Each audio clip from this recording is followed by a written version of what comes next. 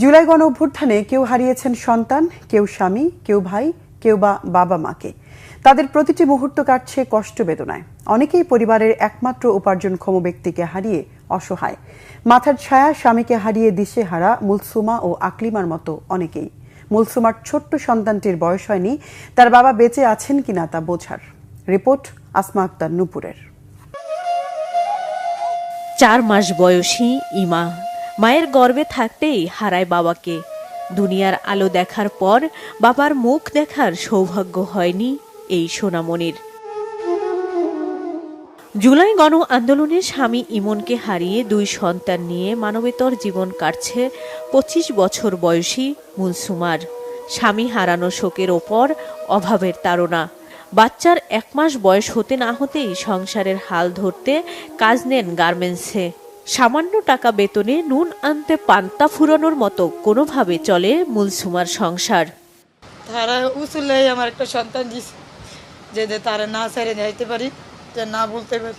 দুধের খরচ আছে 5,000 টাকা, ঘর ভাড়া, আবার অসুখ বিসুখটা আছে, বুঝেন তো, অনেক কষ্ট হয়ে যায়।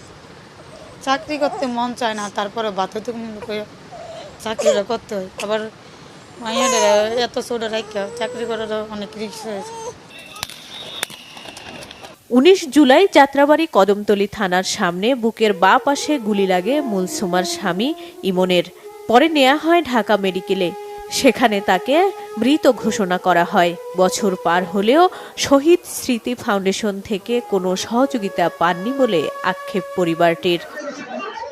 চিটাগাং রোডের সাবেক কমিশনার অফিসের পাশে 20 জুলাই মাথায় গুলি লাগে সৈয়দ মোস্তফা কামাল রাজুর।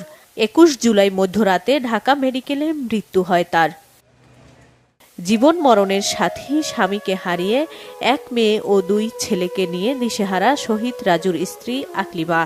ছেলে মেয়ের ভরণ পোষণ ও পড়াশোনার খরচ জোগাতে কাজ খুঁজছেন উচ্চ শিক্ষিত আকলিমা। রাত্রে আমি আল্লাহর কাছে অনেক কাটাকাটি করছি আমার হাজব্যান্ড যেন সুস্থ হয়ে যায়, কিন্তু আমার হাজব্যান্ড সুস্থ হয় নাই। সকালবেলা আমি অনেক কষ্ট করে সেই নারায়ণগঞ্জ সেই কত জায়গায় ঘুরা আমাদেরকে যাইতে দেয় না। পরে আমি পুলিশের পা পর্যন্ত দৌড়ছি রিক্সা থেকে নাইমা, পরে আমাদেরকে যাইতে দিছি। পরে আমি যাই আমার হাজব্যান্ডকে যে অবস্থা দেখছি, আমি তো ভাবছি আমার হাজব্যান্ড কি মনে হয়, আমার হাজব্যান্ড আমার সাথে কথা বলতে পারবে, আমার দিকে তাকাইতে পারবে। আমি যাইয়া দেখি যে আমার হাজব্যান্ডের খুবই খারাপ অবস্থা। প্রত্যেক দিন আমাদের দিন পার হয়, এটাই আমরা জানি, আমাদের দিন পার হয়। বাবা হত্যার বিচার চান শহীদ রাজুর মেয়ে আয়েশা। আব্বুর মৃত্যুর বিচার চাই, আর যাতে আমার আম্মু আমাদেরকে, আব্বু নেই তো আম্মুর তো আমাদেরকে চালাই